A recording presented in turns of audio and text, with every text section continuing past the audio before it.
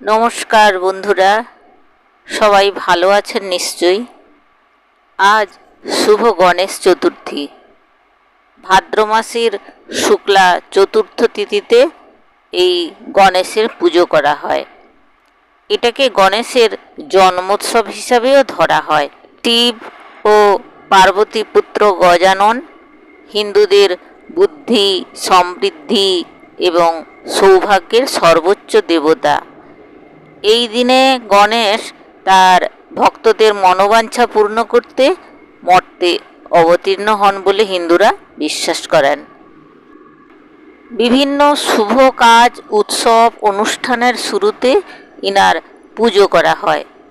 অক্ষর ও জ্ঞানের দেবতা রূপে লেখার শুরুতে গণেশকে আবাহন করা হয়। আবার হিন্দু ধর্মের সম্মানসূচক শ্রী উপাধিও গণেশের নামের আগে যুক্ত হয়। সেই জন্য লেখা হয় শ্রী গণেশায় নমঃ। ইনাকে অষ্টবিনায়ক বলা হয়। 8টি নামে আমরা চিনতে পারি, যেমন বিনায়ক, বিঘ্নেশ, গণপতি, দৈমাতুর, যার দুজন মাতা রয়েছেন, একদন্ত, একটি দাঁত, হস্তিমুণ্ডের বাইরে যে দাঁতটা রয়েছে, আর হিরম্ব, লম্বোদর, উদরটা খুব স্ফীত তাই লম্বোদর, আর গজানন, গজের মতো মাথা। গণেশজিকে দুঃখনাশকারী দেবতা বলা হয়। ভক্তদের সমস্ত দুঃখ দূর করেন। এখন আমি পুজো শুরু করব, তাই লাল আসন চৌকির উপর পেতে তাতে হলুদ মিশ্রিত আতপ চাল ছড়িয়ে দিলাম। 3টে পান পাতা, মাঝখানে গণেশজি এবং তার দুই দিকে তার 2 স্ত্রী ঋদ্ধি এবং সিদ্ধির জন্য আমি আসন তৈরি করলাম।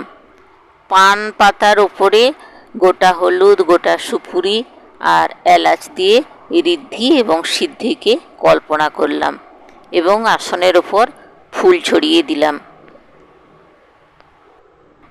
শ্রী গণেশের পুজোয় কখনোই তুলসী পাতা ব্যবহার করা হয় না। তুলসীর সঙ্গে গণেশের একটি শত্রুতা রয়েছে, তাই কখনোই ব্যবহার করা হয় না। এরপর আমি আচমন করে নেব।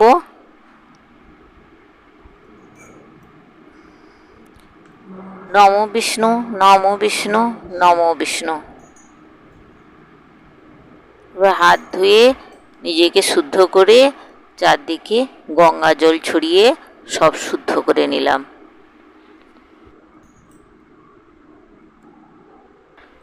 ওং অপবিত্র পবিত্র বা সর্বাবস্থাঙ্গত বিবা যশরেত পুণ্ডরীকাক্ষং সবাহ্যাভ্যন্তর শুচি। নমো শুচি, নমো শুচি, নমো শুচি। এরপর পা ধোয়ার জল দেব। এতৎ পাদ্যং নমো ওং গাং গণেশায় নমঃ। শ্রী গণেশের অভিষেক করার আগে আমি ধূপ আর প্রদীপ জ্বেলে নিলাম। এবার আমি অভিষেক করব। ইদং স্নানিয়ং নমো ওং গাং গণেশায় নমঃ। আমি পঞ্চামৃত দিয়ে স্নান করিয়ে দিলাম। ইদং স্নানিয়ং নমো ওং গাং গণেশায় নমঃ। ইদং স্নানিয়ং নমো ওং গাং গণেশায় নমঃ। এরপর জল দিয়ে স্নান করিয়ে দেব। আমি স্নানের জল আর পঞ্চামৃত আগে থেকেই তৈরি করে রেখেছিলাম। ইদং স্নানিয়ং নমো ওং গাং গণেশায় নমঃ। ভালো করে শ্রী গণেশকে মুছে তারপরে বসানোর আগে প্রদীপ আর ধূপ দিয়ে আমি ওই জায়গাটা বরণ করে নিলাম।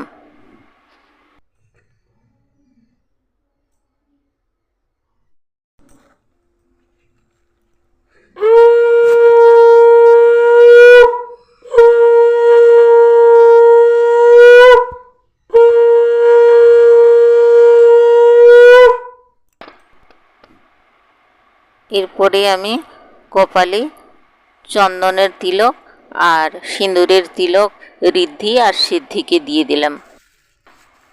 হলুদ মিশ্রিত আতপ চাল গণেশজির কপালে দিলাম এবং চারদিকে ছড়িয়ে দিলাম। আজকে হলুদ মিশ্রিত আতপ চাল দিতে হয়। এরপর পুষ্প অভিষেক ফুল দিয়ে সাজিয়ে দিলাম।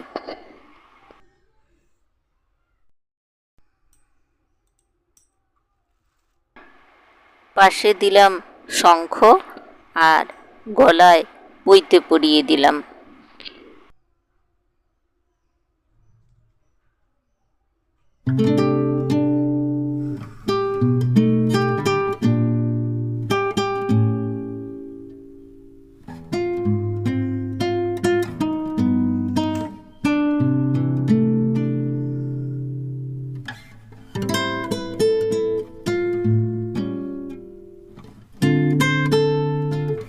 ঘরটি প্রস্তুত করার জন্যে ঘটে সিঁদুর দিয়ে স্বস্তিক চিহ্ন এঁকে দিলাম।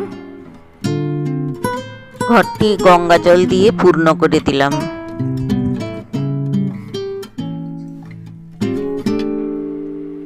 আতপ চাল, হলুদের গাঁট, সুপুরি আর কয়েন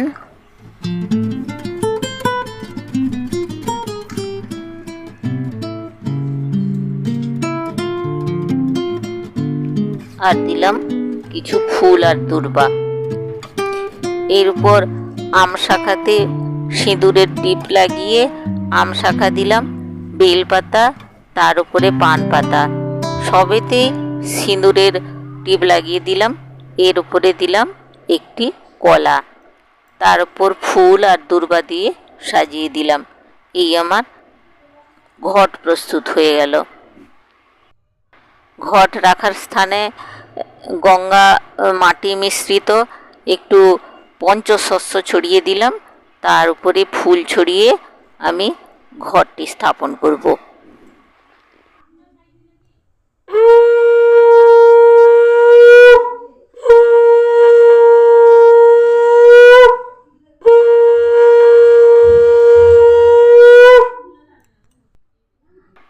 ঘটাচ্ছাদন হিসাবে একটি লাল চেলি দিলাম।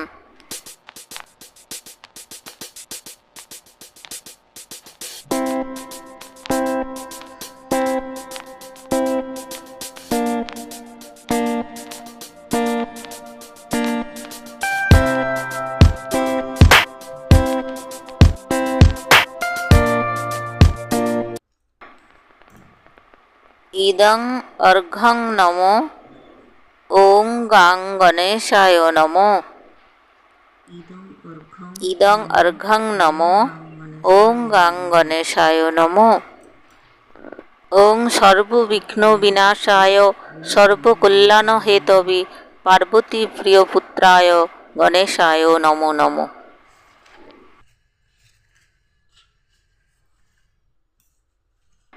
ওং বক্রতুণ্ড মহাকায় সূর্যকোটি সমপ্রভ নির্বিঘ্নং কুরু মে দেব সর্বকার্যেষু সর্বদা। এতে গন্ধপুষ্পে ওং গাং গণেশায় নমো।